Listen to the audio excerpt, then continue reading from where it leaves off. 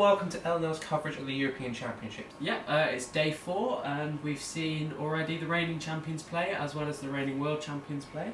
And we're going to be bringing news on both of those games as well as the current game which is going on, which is the Republic of Ireland against Sweden. Very interesting game so far. Absolutely, and we're also going to be looking forward to tonight's game, which should be an absolute cracker. It's the one we've been looking forward to over the past few days, isn't it? Absolutely, yes. Right, so yesterday's scores, and we saw the reigning world champions first of all kick off with a win against Ukraine.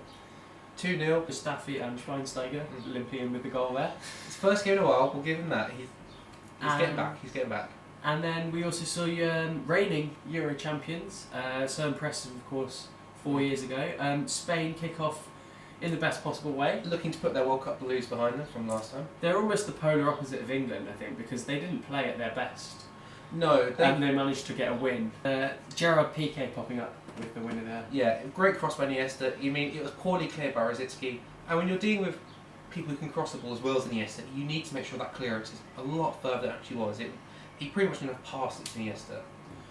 That was Spain getting a touch of fortune, but they deserved it. Yeah, they were the best team. Although Czech Republic nearly popped up with a goal right at the end. Yeah, well. they had a few chances. I mean, but again, chances. Yeah, but again they sort of it was hit straight at De Gea. I mean, it's not really troubling anyone.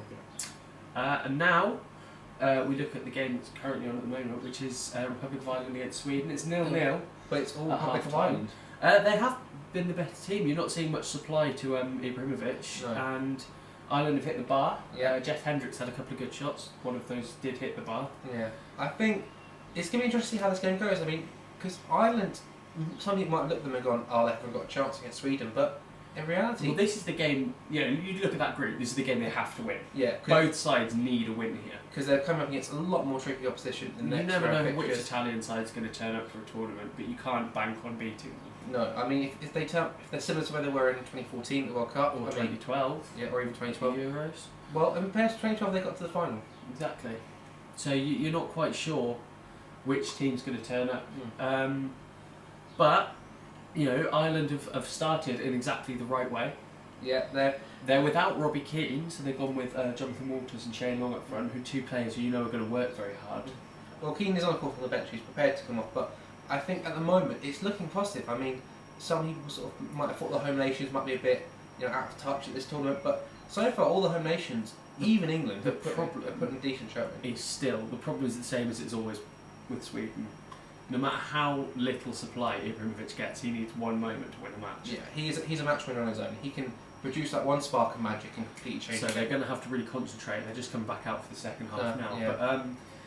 But that's looking like it could be encouraging for them. But as I say, they do need to win this game. Yeah. And the reason for that is because the other two teams in this group are the two teams playing tonight. What a game this is going to be! This is the one we've looked forward to out of the opening round of fixtures. Yeah. Belgium versus Italy. The highest ranked European nation at the moment against Italy. I mean, Italy have got such a pedigree. They absolutely have. That's the only word you can use, really, isn't it? Italy are a classic footballing country. It's again the size looking a bit different to how it did a few years ago. Of course, no Pirlo. I mean, some new defenders coming through. I mean, I think of course their presence. Well, they're very much going through transition, aren't they? You look at that squad and it 2014 was very disappointing. Different. 2014 was very disappointing. It was, and I think that was the cue for them to get rid of a lot of the more established players. Belgium are probably going to play in quite a Premier League fashion. Yes. This is his chance to show them. I mean, if you go through their side, you've got De Bruyne, Company, Courtois. They do have a lot of Premier League players there and lots of Premier League experience. So I mean, I'm expecting it's going to be quite interesting to see the two different styles of play, because he was saying if it goes for one goes for a more Premier League style where they go more attacking versus the more Italian defensive, patient style. Yeah, that's the classic style of Italian football, and Conte very much embodies that. He looks to build from the back. Yeah. Speaking of Belgium, what a chance this is. They did reasonably well in qualifying. They're at the World Cup. They gave a good account of themselves, but this is now their time. I feel that point was still quite raw. I mean, everyone was hyping up because they're now coming together. But I feel they've never played at an international tournament. They've now got more chemistry together. They've played better together, and I feel if there's a point for them to come out and surprise people, this is the time to do it. So there's a lot of talent in that Belgian team, and that's why we're looking forward to this game so much. My player to watch today is a player who I rate very, very highly, and I have done ever since he was at Monaco, Ferreira Carrasco. I think he's really, really capable of producing moments of magic. He was outstanding in the Champions League. Absolutely phenomenal. When he came on in the final, changed the game. Quick, clever. Oh, the Republic of Ireland have just scored against Sweden. It's Wes Hoolahan. It's a cracking finish. Well, game on now. Yeah, that's going to be exactly what they needed to do. They needed a goal. Yeah. Wonderful finish. Oh my. That is absolutely outstanding. On the turn. On the half volley. What a hit that is. Right to the corner.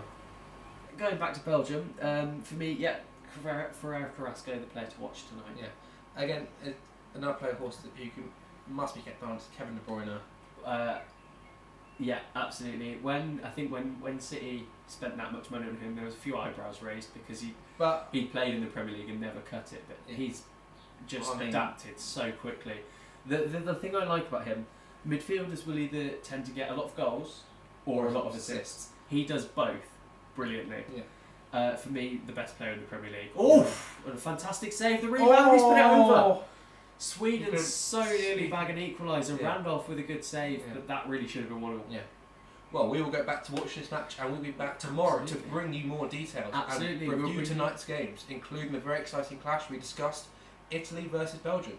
But until then, we'll see you tomorrow. See you later, guys.